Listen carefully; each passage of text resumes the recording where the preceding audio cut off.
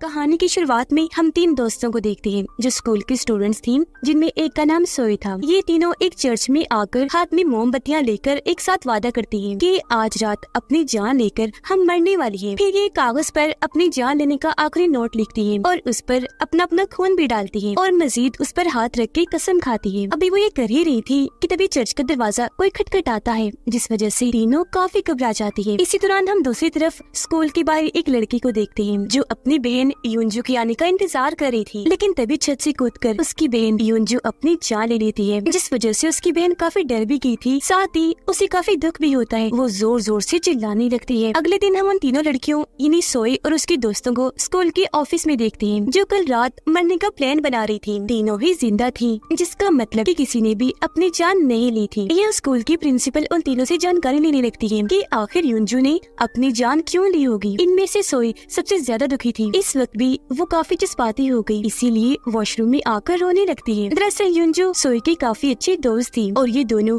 हमेशा साथ में रहा करती थी। इसी बीच हम बाथरूम के बाहर खड़ी युंजू की आत्मा को देख पाती है, जो लगातार सोई को ही देखती जा रही थी। वो सोई के पास आकर हाथ लगाकर उसे छूना चाहती थी, आवाज भी लगाती है, पर जब सोई पीछे मुड़कर देखती है तब तक युंजू की आत्मा वहाँ से जा चुकी थी। अब जब सोई क्लास में आती है तो यहाँ कुछ लड़कियाँ उसका रास्ता रोककर उसे परेशान करने लगती है और उससे युंजू की मौत के बारे में पूछने लगती है, लेकिन सोई एकदम चुपचाप खड़ी रहती है, उन्हें कोई जवाब नहीं दे पाती। इतनी ही देर में यहाँ सोई की दोस्त आकर उन लड़कियों को अच्छा खासा सुना देती है और सोई का हाथ पकड़कर उसे यहाँ से ले जाती है। आगे जब वो तीनों यानी सोई और उसकी दोनों दोस्तें जो उसके साथ अपनी जान लेने वाली थी, वो लंच के टाइम लाइन में लगी हुई थी, जहाँ तभी एक बदतमीज लड़की आकर उन्हें फिर से परेशान करने लगती है। वो कहती है कि मुझे लगता है सोई कुछ छुपा रही है और ये युंजू की मौत के बारे में जरूर कुछ जानती है, जो कहकर वो फिर से सोई से सवाल जवाब करने लगती है, जिस पर सोई की दोस्त उसके मुंह पर जोरदार थप्पड़ मारती है और उसे कहती है कि आइंदा के बाद इसे परेशान मत करना, वरना मैं तुम्हारी शिकायत प्रिंसिपल को कर दूंगी। अगले दिन सोई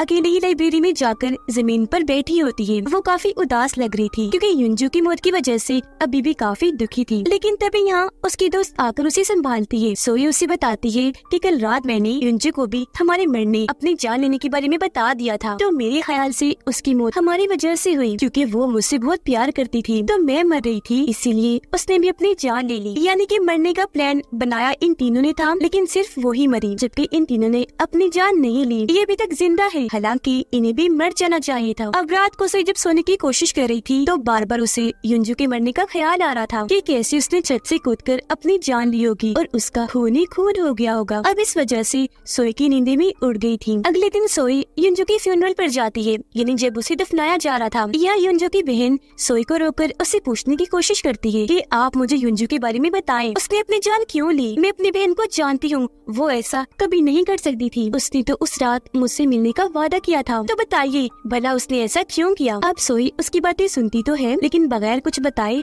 वहाँ से चली जाती है। घर जाने के लिए जब वो बस में बैठी थी तो युंजू के साथ गुजारे वक्त को याद करने लगती है कि हम साथ में कितना खुश रहा करती थी। जो सब याद करके वो काफी जज्बाती हो गई। फिर से उसकी आंखों में आंसू आ जाते हैं। अगले दिन स्कूल के सारे बच्चे चर्च में युंजू के लिए दुआ करते हैं ताकि उसकी आत्मा को सुकून मिल सके। अब सोई उस जगह के पास जाती है जहाँ पर युंजू ने अपनी जान ली थी। वो यहाँ भी उसकी बातें याद करने लगती है कि हम दोनों एक साथ वक्त गुजार के कितना खुश रहा करती थी। यहाँ हमें उनके पुराने वक्त का एक सीन भी दिखाया जाता है जहाँ इनकी दोस्ती इतनी गहरी थी कि वो हमेशा ये वादा करती थी कि हम हमेशा साथ साथ रहेंगी। ये सोचकर सोई आगे बढ़ ही रही थी कि तभी उसकी दोस्त आकर उसे रोक लेती है, कहने लगी कि हमने यहाँ न आने का वादा किया था, तो फिर तुम यहाँ क्यों आ गई? खैर जो भी है, चलो मेरे साथ, जो कहकर वो सोई को अपने साथ ले जाती है। अब यहाँ छत पर युंजू की आत्मा खड़ी थी जो उन दोनों को जाता हुआ देख रही होती है। अगले दिन सोई जब क्लास में थी तो देखती है कि अचानक उसकी उंगली से खून निकलना शुरू हो गया है, फिर पूरा हाथ ही खून से भर गया, जो देखकर वो काफी डर गई, एकदम चौंक कर आवाज निकालती है, जिस वजह से सारी लड़कियां उसे देखने लगती हैं। अब जब सोई दोबारा से अपना हाथ देखती है तो वहाँ कोई खून नहीं था, जिस वजह से उसे काफी हैरत हुई। क्लास खत्म होने के बाद सोई और उसकी दोस्त जब बाहर जा रही थी तो वहाँ एक शीशे के दरवाजे पर सोई और उसकी दोस्तों के नाम लिखे थे, साथ में ये भी कि ये लड़कियाँ युंजू की मौत के बारे में छुपा रही हैं, उस बारे में ये सारी सच्चाई जानती हैं। अब ये देखकर सोए की दोस्त को उस बदतमीज लड़की पर शक हुआ, इसीलिए वो फौरन उसके पास जाकर पूछती है कि तुमने हमारा नाम और हमारे बारे में वो बकवास क्यों लिखी वहाँ। जिस पर वो कहती है मैंने नहीं लिखा, मुझे कोई जरूरत नहीं है, और हो सकता है ये युंजू की आत्मा ने लिखा हो। रात के वक्त सोए और उसकी दोनों दोस्तें चर्च में मिलती है। यहाँ सोए उन दोनों को कहती है क्यों ना हम स्कूल में सबको सारी सच्चाई बता दें, जिससे हमें कभी भी कोई परेशान नहीं करेगा। ये सुनकर दोनों दोस्तें काफी हैरान रह जाती है। कहती है नहीं नहीं, हम ऐसा नहीं कर सकते, अगर हमने सारी सच्चाई बता दी तो हमें स्कूल से निकाल कर कहीं और भेज दिया जाएगा, साथ ही हमारी काफी बदनामी भी होगी, कोई भी इज्जत नहीं करेगा हमारी, सब क्या सोचेंगे। जिस बात पर सोए मान जाती है कि ठीक है, फिर हम किसी को कुछ नहीं बताएंगे। अब जब ये तीनों घर के लिए जा रही थी तो उनकी एक दोस्त बार बार पीछे मुड़कर देखने लगती है। सोए और दूसरी दोस्त जब उससे पूछती है कि क्या हुआ, कौन है पीछे, बार बार पीछे मुड़कर क्यों देख रही हो, तो वो जवाब देती है कि मुझे ऐसा लग रहा है जैसे कोई कब से हमारा पीछा कर रहा है। पर उसकी दोस्त ये कहकर बात को टाल देती है कि तुम युंजू के बारे में कुछ ज्यादा ही सोच रही हो, इसीलिए तुम्हें ऐसा महसूस हो रहा है। मेरी बात मानो, उसे अपने जहन से निकाल दो, इतना मत सोचो उसके बारे में। अब इसी स्कूल की एक और बच्ची बिल्डिंग से कूदकर अपनी जान लेने की कोशिश करती है, क्योंकि उसकी क्लास की लड़कियां उसे बहुत परेशान करती थी, जिस वजह से उसे सुकून पाने के लिए मरने के अलावा और कोई रास्ता दिखाई नहीं दे रहा था। कूदने के लिए उसने जैसे अपने कमरे की खिड़की खोली, अचानक वहाँ आकर युंजू उसे रोक लेती है। साइड में गिराकर पहले उसके मुंह पर थप्पड़ मारती है, फिर उसका गला घोंटकर खुद उसकी जान ले लेती है। अब रात के वक्त सोए की एक दोस्त को उसकी डैड काफी मार रही थी, क्योंकि वो फुल शराब के नशे में थी। अपनी बेटी को इसलिए मार रही थी क्योंकि उन्हें लग रहा था कि वो ठीक से पढ़ाई नहीं कर रही, क्योंकि पेपर्स में उसके नंबर कम आए थे। उधर सोए की दूसरी दोस्त एक चाबी की मदद से अपनी सारी किताबें फाड़ने लगती है, क्योंकि उसे पता चला था कि इस बार फर्स्ट कोई और आया है। फिर वो चाबी अपने हाथ में पकड़ लेती है। यहाँ हमें पता चला कि ये चाबी उस स्टूडेंट को दी जाती है जो पूरे साल फर्स्ट आता है, पर क्योंकि इस बार फर्स्ट कोई और आया था, इसलिए अगले दिन प्रिंसिपल उसे वो चाबी वापस मांगती है, जिस पर वो कहती है कि प्लीज ये चाबी मेरे पास ही रहने दीजिए। यहाँ हमें पता चला कि इस बार फर्स्ट दरअसल युंजू आई है, जिसकी मौत हो चुकी है। ये जानकर सोए की उस दोस्त को काफी गुस्सा आता है, इसीलिए वो वहाँ से बाहर आ गई, क्योंकि हमेशा की तरह इस बार भी फर्स्ट वो ही आना चाहती थी। वो अब जाती है अपनी दूसरी दोस्त के पास क्लास में, जहाँ वो देखती है कि उनकी दोस्त की आंख पर चोट लगी है, क्योंकि कल रात उसके डैड ने उसे बहुत बुरी तरह मारा था। उसकी जख्मी दोस्त कहती है कि प्लीज आज रात तुम मेरे साथ मेरे घर पर रुक जाओ, क्योंकि मेरे डैड मुझे फिर से बहुत मारेंगे, जिस बात का वो कोई जवाब नहीं देती। अब ये दोस्तें जब लंच करने कैंटीन में गयी तो वहाँ कुछ लड़कियाँ ये अफवाह फैला रही थी कि युंजू ने कूदकर अपनी जान इसलिए ली क्योंकि वो माँ बनने वाली थी। ये अफवाह सुनकर सोए को काफी बुरा लगता है, इसीलिए वो अपने दोनों दोस्तों को लेकर बाहर आती है बात करने। अब उसके ऐसा करने से उसके दोस्तों को लग रहा था कि ये अफवाह सोए ने फैलाई, जिस पर वो मना कर देती है, ये कहते हुए कि मैं ऐसा कभी नहीं कर सकती, क्योंकि युंजू मेरी बहुत अच्छी दोस्त थी। वो जब बातें कर रही थी तो तभी उनकी दोस्त को पेड़ के पीछे कोई खड़ा हुआ दिखाई देता है। वो घबरा गई। उसने जब इस बारे में दोनों को बताया और जब उन्होंने वहाँ देखा तो वहाँ कोई भी नहीं था। अब सोई अफवाह की वजह से बहुत परेशान थी, इसीलिए वहाँ से जाने लगती है, लेकिन फिर से कुछ लड़कियाँ उसका रास्ता रोककर उसे परेशान करने लगती है और युंजू के बारे में पूछने लगती है, जिससे सोई को इतना गुस्सा आता है कि वो उन्हें साइड में धक्का मारकर वहाँ से जाने लगती है। तभी उसके सामने युंजू की छोटी बहन आ जाती है और रो रो कर उससे युंजू की माँ बनने वाली बात पूछती है। ये भी बताती है कि मैंने उसका पूरा कमरा चेक किया था, लेकिन वहाँ से मुझे कोई ऐसा सुराग नहीं मिला जो इस बात की तरफ इशारा करता कि युंजू अपनी जान लेने वाली है। सोई इस बार भी उसे कुछ नहीं बताती और वहाँ से चली जाती है। इस वजह से युंजू की बहन काफी दुखी हो गई और फैसला करती है कि अब मैं उस छत पर जाकर खुद ही इस बात का पता लगवाऊंगी कि आखिर मेरी बहन ने अपनी जान क्यों ली। वो जब छत पर गई कोई सुराग ढूंढने तो वहाँ उसे कुछ न मिला, जिस वजह से वो काफी परेशान हो गई।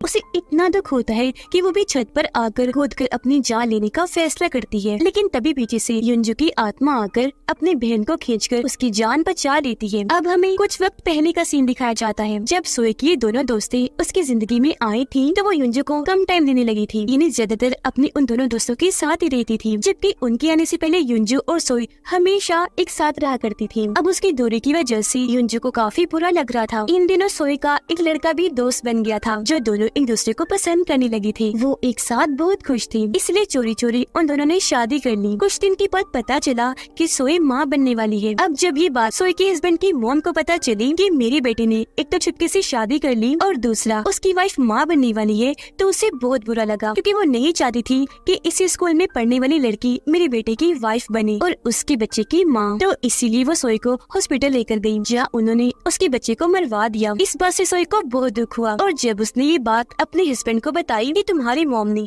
मेरे साथ ये किया, तो बजाय सोए का साथ देने वो उससे लड़ने लगता है। कहता है कि तुम एक अच्छी लड़की नहीं हो, मेरी लायक तो बिल्कुल भी नहीं। जो कहने के बाद वो उसे अपनी शादी ही तोड़ लेता है। इस बात से सोए इतना परेशान रहने लगी कि एक दिन गुस्से में उसने युंजू के साथ बहस कर ली, जिस वजह से उनकी नाराजगी हो गई। अब सीन वापस से प्रेजेंट टाइम इन्हीं मौजूदा वक्त में आ जाता है, जहाँ रात में सोए अकेले झूला झूल रही थी, लेकिन बार बार उसे ऐसा महसूस होता है जैसे साथ वाले झूले में युंजू की आत्मा बैठी है, जिसका चेहरा खून से भरा हुआ है। इस वजह से वो इतना घबरा गई कि हड़बड़ी में वो झूले से नीचे गिरकर बेहोश हो जाती है। अगली सुबह सोए जब क्लास में अकेली बैठी थी तो यहाँ वही बदतमीज लड़की आकर उसे धक्का मारती है, फिर से परेशान करने लगी और युंजू की मौत के बारे में पूछने लगती है। कहती है कि मैं जान गई हूँ कि तुम और युंजू बहुत अच्छी दोस्ती थी, इतनी अच्छी कि तुम्हारा बहुत प्यार था, लेकिन तुम्हारे दोनों दोस्तों को ये चीज बर्दाश्त नहीं हुई। वो जानबूझकर तुम्हारी दोस्ती में घुस गई, इसलिए ताकि युंजू हर वक्त टेंशन में रही, उसका पढ़ाई में दिल न लगे, जिस वजह से उसकी फर्स्ट पोजीशन न आई, और तुम्हारी वो दोस्त जो हमेशा फर्स्ट आती थी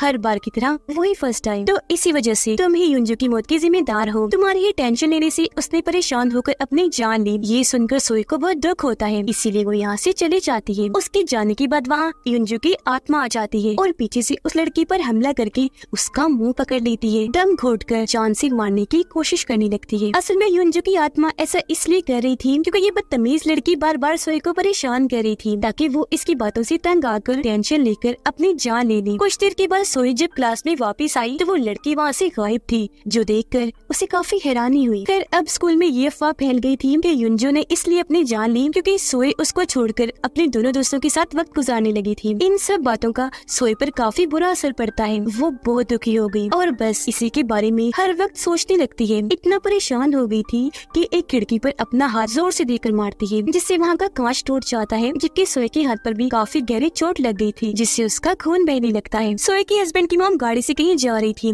वो फोन सुन रही थी और बहुत खुश नजर आ रही थी, लेकिन तभी अचानक उन्हें गाड़ी में अजीब सा महसूस होने लगा, जिसके साथ ही दर्दनाक आवाज वहाँ आना शुरू हो गई। ये आवाज इतनी बुरी और तकलीफ दी थी कि उनके कानों में चुभन पैदा कर रही थी, जिससे बचने के लिए उन्होंने अपने कानों पर हाथ रख लिया, लेकिन फिर भी नाकाबिले बर्दाश्त आवाज की वजह से उनके कानों के पर्दे फट जाते हैं और उनका खून बहने लगता है। साथ ही साथ अब आंखों, नाक और मुंह से भी खून बहने लगा था, जिस वजह से उन्हें इतनी तकलीफ हुई कि वहीं उनकी मौत हो जाती है, वो भी बहुत दर्दनाक। उन्हें भी युंजू की आत्मा नहीं मारा था क्योंकि सोए के बच्चे को उन्होंने मरवाया था, इसलिए जिससे हम जान पाए कि युंजू हर उस इंसान को मार रही है जिन्होंने कभी भी सोए को परेशान किया हो, उसे तकलीफ पहुंचाई हो। अब स्कूल में सोए की दोस्त उसे फंसाने के लिए लड़कियों को कह रही होती है कि उस रात छत पर युंजू के साथ सोए भी थी, उन दोनों ने एक साथ मिलकर अपनी जान लेने का फैसला किया था, लेकिन मरी तो सिर्फ युंजू ही, जबकि सोए ने उसके साथ बेईमानी की और उसने अपनी जान नहीं ली। ये बताने के बाद जब वो वॉशरूम में आई तो उसके सामने युंजू की आत्मा आ जाती है, जो खून से लथपथ थी, जिससे वो इतना डर गई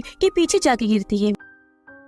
थोड़ी देर के बाद जब वो क्लास में आई तो अपने दोस्त को इस बारे में बताती है कि मैंने वॉशरूम में युंजू की आत्मा को देखा, वो अब हमें भी नहीं छोड़ेगी। जो सुनकर उसके दोस्त को यकीन नहीं आता क्योंकि उसे लग रहा था कि ये बस इसका वहम होगा। अब जब वो क्लास से बाहर आई तो उसे फिर से खिड़की के बाहर युंजू की आत्मा दिखाई देती है, जिससे वो इतना घबरा गई कि जोर जोर से चिल्लाने लगती है। उसकी आवाज सुनकर सारे वहाँ आए तो उसने बता दिया कि बाहर युंजू की आत्मा है। अब जब सारे बच्चों ने बाहर देखा तो वहाँ युंजू की आत्मा कहीं भी दिखाई नहीं देती, बस वहाँ युंजू की छोटी बहन ही खड़ी थी। थोड़ी देर के बाद युंजू की छोटी बहन क्लास में आती है सोए से मिलने के लिए। इस बार वो अपनी बहन के बारे में सोए से कोई सवाल नहीं करती, बल्कि उसे रिलैक्स करती है, शांत करने लगी, क्योंकि इस वक्त भी सोए काफी परेशान थी, जिससे हम समझ पाए कि असल में युंजू की आत्मा ने अपनी बहन को सब कुछ सच सच बता दिया था। अब जब सोए की वही दोस्त जिसे बार बार युंजू की आत्मा दिखाई दे रही थी, वो उसकी बहन के बाल पकड़कर उसे पीटने लगती है, क्योंकि उसे लग रहा था कि युंजू की बहन ही बार बार अपनी बहन की आत्मा बनकर मुझे डरा रही है। ये देखकर सोई उन लोगों की लड़ाई छुड़वाकर उन्हें शांत करती है और युंजू की बहन को वहाँ से जाने का कहती है। अब युंजू की बहन वहाँ से जाने के लिए मान तो गई, पर जाते जाते वो सोई की दूसरी दोस्त को कहती है कि अच्छा होगा अगर तुम सारी सच्चाई सबको बता दो। जिस बात से सोई की उस दोस्त को इतना गुस्सा आता है कि वो युंजू की बहन को धक्का मारकर क्लास से बाहर करती है और दरवाजा बंद कर लेती है। अब सोई की वो जख्मी दोस्त जिसे बार बार युंजू की आत्मा नजर आ रही थी,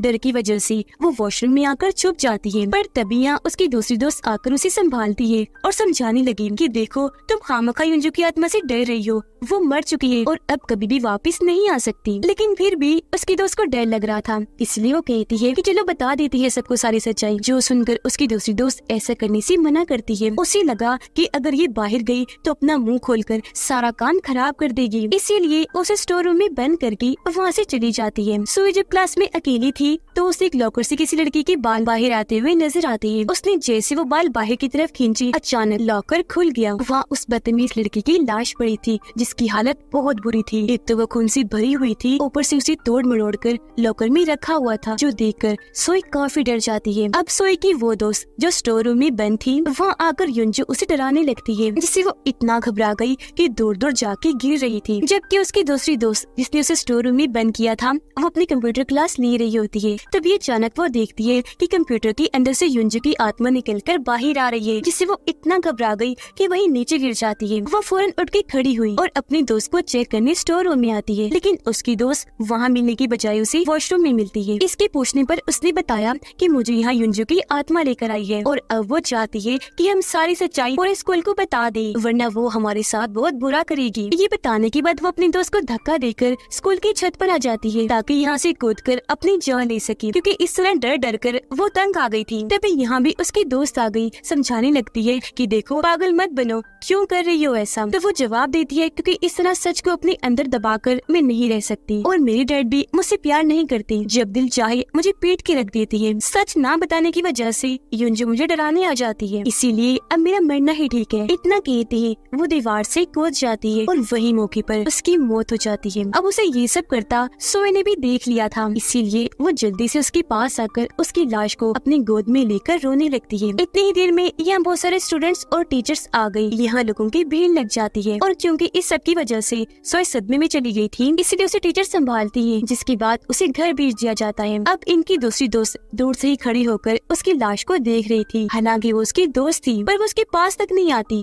बल्कि खुश थी, क्योंकि उनकी सच्चाई जानने वाली एक लड़की कम हो गई थी। फिर रात के वक्त वो प्रिंसिपल ऑफिस में जाती है ताकि वो चाबी वापस ले सके, जो कि प्रिंसिपल ने उसे वापस ले ली थी। वो चाबी ढूंढ ही रही थी कि तभी अचानक उसके सामने युंजू की बहन आ जाती है। चाबी उसके हाथ में थी, इसे दिखाकर वो कहती है चलो बोलो, सारी सच्चाई बता दो। लेकिन वो कुछ भी नहीं बोलती, उल्टा उसी के सर पर किसी चीज से वार करके उसे बेहोश कर देती है। बेहोश करने के बाद वो उसके पास जाकर चुपके से कहती है कि तुम्हारी बहन युंजू पागल थी जो सोई की जगह खुद मर गई। ये कहने के बाद वो यहाँ से सीधा चर्च में जाती है। उस रात इन्होंने जो अपनी जान लेने वाला नोट लिखा था उसे जला देती है ताकि उस रात का कोई भी सुराग बच न सके। ये करने के बाद वो सीधा सोई के पास जाती है और उसे कहने लगी कि हमारी उस दोस्त को युंजू ने ही मारा है और अब वो हमें भी नहीं छोड़ेगी, मार डालेगी। तो अब चलो उठो, चर्च जाते हैं ताकि गॉड से अपनी गलतियों की माफी मांग सके। ये बात मानकर सोई उसके साथ चर्च में आ जाती है, पर जैसे दोनों एक कमरे में जाने के लिए अंदर गए तो उसकी दोस्त फौरन बाहर आकर दरवाजा लगा देती है और सोई को अंदर ही बंद कर देती है। और अब यहाँ ये राज खोलती है कि उस रात मैंने अपनी जान लेने का प्लान सिर्फ तुम्हें ही मारने के लिए बनाया था, क्योंकि तुम्हारी वजह से मैं हमेशा फर्स्ट आने से रह जाती थी। यानी कि उस रात प्लान के मुताबिक सोई के दोनों दोस्तों ने सोचा था कि इस प्लान में हम सोई को धोखा देंगे, यानी मरने का प्लान होगा तीनों का ही, लेकिन जब कूदने की बारी आएगी तब वो ना कूद कर सिर्फ सोई को ही कुदा देंगी। इसी के साथ हमें पास्ट यानी माजी का वो वक्त दिखाया जाता है जब ये सब कुछ हुआ था, जहाँ चर्च में सोई और उसकी दोनों दोस्तें बैठकर अपनी अपनी जिंदगियों के मसले बता रही थी और जान लेने का प्लान बनाती है। अब जिस दिन इन्होंने अपना ये प्लान सरअंजाम देना था उससे एक दिन पहले सोई की दोनों दोस्तें ये प्लान बनाती है कि हम सिर्फ सोई का कूदने में साथ देंगे पर उसके साथ कूदकर अपनी जान नहीं लेंगे, जिससे सिर्फ वही मरेगी, हमारा काम भी हो जाएगा, किसी को शक भी नहीं होगा। अब प्रेजेंट टाइम में सोई की दोस्त सोई पर हमला कर देती है, उसका गला घोंटकर जान से मारने की कोशिश करती है, फिर तार उसके गले में लपेट कर फांसी से लटका देती है। ऐसा वो इसलिए कर रही थी ताकि सोई के मरने पर सबको यही लगे कि इसने भी अपनी जान ली, जिससे उस रात वाली सच्चाई को जानने वाली आखिरी सोई भी मारी जाए और किसी को कभी भी उस रात के बारे में नहीं पता चलेगा। पर तभी यहाँ युंजू की बहन आ जाती है। यहाँ हम देख पाते हैं कि युंजू ने उसके जिस्म को पोजेस्ड किया हुआ है, यानी उसे अपने कंट्रोल में कर युंजू उसके अंदर आ गई है। वो यहाँ आते ही अपनी ताकतों से सोई को फांसी से निकाल कर उसकी जान बचा लेती है और अब वो सोई की दोस्त को ही फांसी पर लटका देती है। तार को वो इतनी जोर से खींचती है कि उसका गला दब जाता है, जिससे उसकी मौत हो जाती है। इसके बाद अब हमें वो दिन दिखाया जाता है जिस दिन इन तीनों ने अपनी जान लेनी थी। उनका प्लान रात का था, जबकि सुबह को स्कूल टाइम सोए युंजू को बता देती है कि आज मैं अपनी दोनों दोस्तों के साथ अपनी जान लेने वाली हूँ। ये बताते हुए सोए रो रही थी, पर युंजू उसे शांत करती है, ये कहकर कि तुम मेरी बहुत अच्छी दोस्त हो, मैं तुमसे बहुत प्यार करती हूँ, तुम्हारे बगैर रह नहीं पाऊंगी, तो मैं भी तुम्हारे साथ इस प्लान में शामिल हूँ, आज अपनी जान ले लूंगी। अब इस रात जब वो तीनों अपनी जान लेने का वादा कर रही थी, तो तभी किसी ने चर्च का दरवाजा खटखटाया था, और ये वही सीन था जो हमने शुरुआत में देखा था। उस वक्त हमें ये दिखाया नहीं गया कि उस वक्त दरवाजे पर कौन था, तो अब हम यहाँ जान पाए